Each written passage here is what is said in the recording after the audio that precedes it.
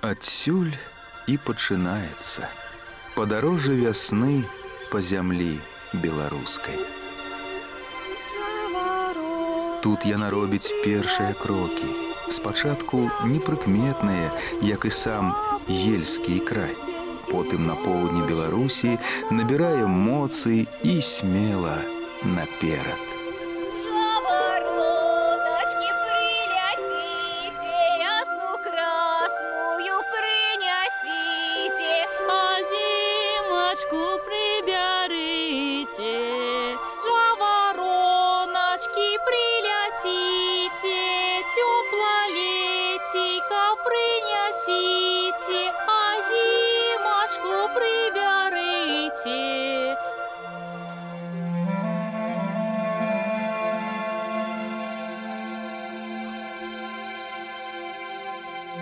Тутэйшыя памешкі здаўна знаходзіліся ў цяні знатнага мазыра, мо таму і не адмеціліся значнымі падзеямі ў гісторыі. Але ж нібы за сціпласць зямлю гэту заўжды песціла сонейка. Промнямі дабрыні і жыццёвай моцы бадай свецяцца вочы кожнага насельніка гэтага краю. Невялікія абшары раёна нібы кампенсуюцца вялікай душой мясцовых жыхароў. Таму прытулак тут знаходзілі беглыя рэкруты і пакрыўджаныя селяне. Ад знатнага французскага роду спадаў у палескага гарадка застаўся герб еўрапейскай арыстакратыі. У далечыні ад вялікіх дарог хаваліся людзі. Так сярод дрымучых пушчаў і непралазных балот з'яўляліся вёскі. Яны і зараз існуюць: казлы, шуты, бекі. Пайшлі ад прозвішчаў да імёнаў першых пасяленцаў. Нават райцэнтр свае імёны атрымаў ад сваіх уладароў. Першае Ельск ад роду ельскіх, потым Каралін у гонар дачкі наступных уладароў аскераў. Было і такое, што мясцовыя памешчыкі, дагаджаючы расійскаму самадзержцу, мястэчка назвалі Мікалаю. І тут такіх ліслівых вяльмож хапала. Іх партрэты, кажуць, Гоголь апісаў у мёртвых душах. Але ж народная памяць ажыла, не пагадзілася, і горад з 3 імёнамі зноў стаў Ельскам. Разам з назвай горада народная памяць захавала шмат яшчэ чаго недругаснага, свойскага, традыцыі, легенд і свят розных, таго, што стваралася ў адасобленым анклаве палешукоў, па-простаму тубыльцаў.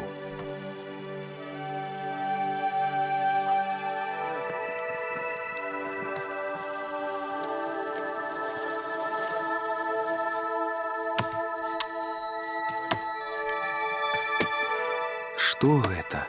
Дрэвы, які нават пасля хрышчэння палешукі працягвалі ўшаноўваць, пакланяцца, як і язычніцкім бажніцам, пад сякеру. Кажуць, з такім размахам людзі не высякалі лес, калі нават тут кацярынаўскі шлях масцілі, старанна завіхаліся. Лес месцамі непралазны ператвараўся ў шырачэзную дарогу. Яе нібы рыхтавалі да праезду царскага картэжу.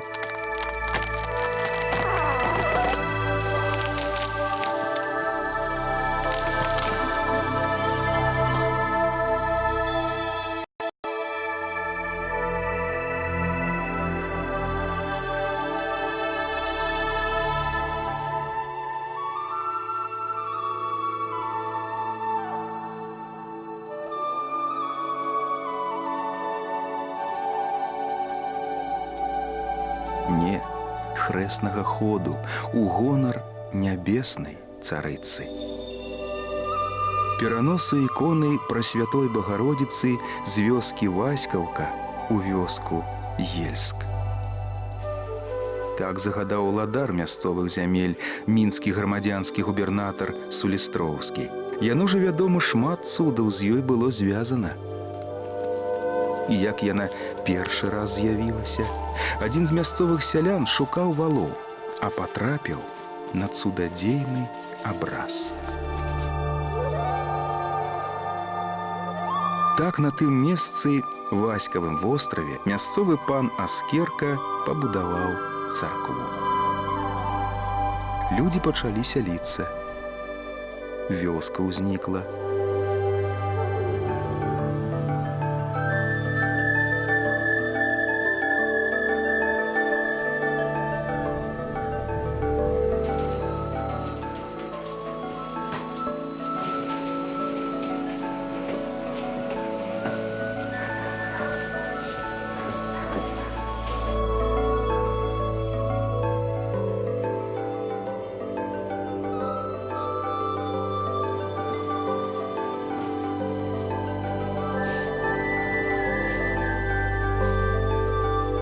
А колькі ж людзей павылечвалася, цягнуліся да яе і праваслаўныя, і католікі, а потым у знак падзякі і пашаны пакідалі падвескі з выявай вылечанай рукі, нагі, галавы.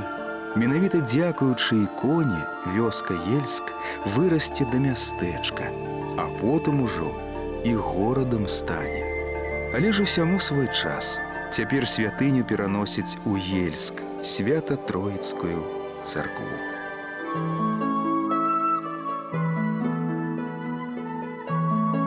Тая драўляная царква і зараз захавалася.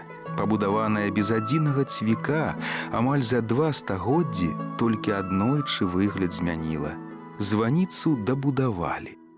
Нават іконы тут з тых часоў засталіся намоленыя надта.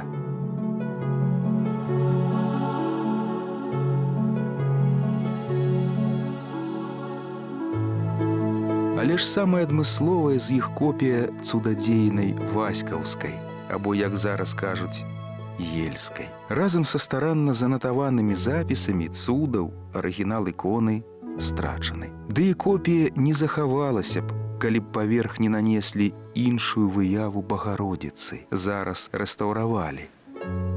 Менавіта так ікона і выглядала, калі падчас маладзіковых нядзель, пасля поўні, па існуючай на Палессі традыцыі, багамольцы спяшаліся пакланіцца цудадзейным іконам. Намагаўся хутчэй патрапіць у родныя Багоцічы з Мазыра і Янка Шкала. Кастрычніцкі вечар адыходзіць хутка, а вось і Ельск, колькі вёрст і родная хата. Ды што гэта? Напалохана адляцелі думкі.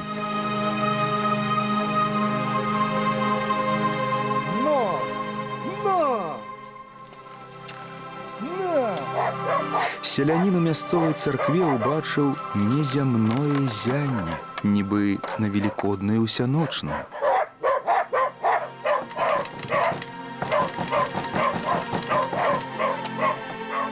Няўжо царква гарыць? Мясцовы бацюшка кінуўся стрымгалоў, за ім 2 брацішкі. У царкве дарослыя людзі перажылі дзіцячае здзіўленне. Ля вобраза цудадзейнай іконы у цемры зіхацела свечка. Хто яе пакінуў запаленай тады, не змаглі даведацца. Так, можа, і забыўся хто. То ж колькі часу, амаль 150 гадоў з тых часоў мінула. Але ж і ў наш больш прагматычны час цуды ізноў працягваюцца. Колькі гадоў таму падчас чарговага крэснага ходу ўжо не свечка, лампада ізноў адвольна заззяла, зазіхацела. Зіхацець і зараз працягваюць печы ў вясковых хатах і ззяюць вочы ў вяскоўцаў, калі яны рыхтуюцца да чарговага свята. Бо ладзіць гульні, як і працаваць, ох, як умеюць. Палешукі. Шмат святаў адзначаюць і рэлігійных, і праваслаўных, а часцей змешаных, як тое цеста для выпякання здобы ў выглядзе жаваранкаў. З іх прылёту пачынаецца вясна. Новае жыццё з выпякання тых самых птушак, святкаванне рэлігійна-народнага свята, як увогуле і ўся наша культура.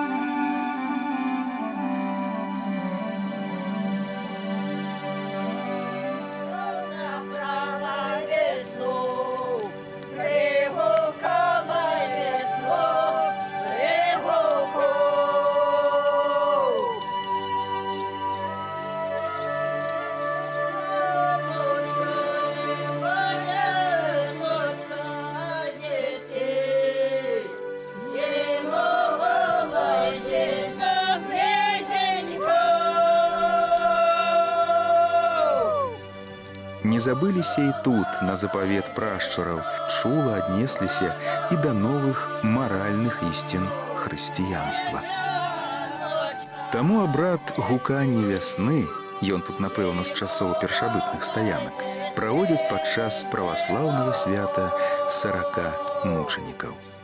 Кажуць, імяніны ў гэты дзень мае права адзначаць амаль кожны чалавек. Але ж гэта потым. Спачатку галоўная справа — трэба паклікаць вясну. Жавороночки, приляците, теплое летейко принесите, Землю матухну обудите, а зимочку приберите, бо зимочка надоела, Каб сонечко засветило, каб снег белый растопило.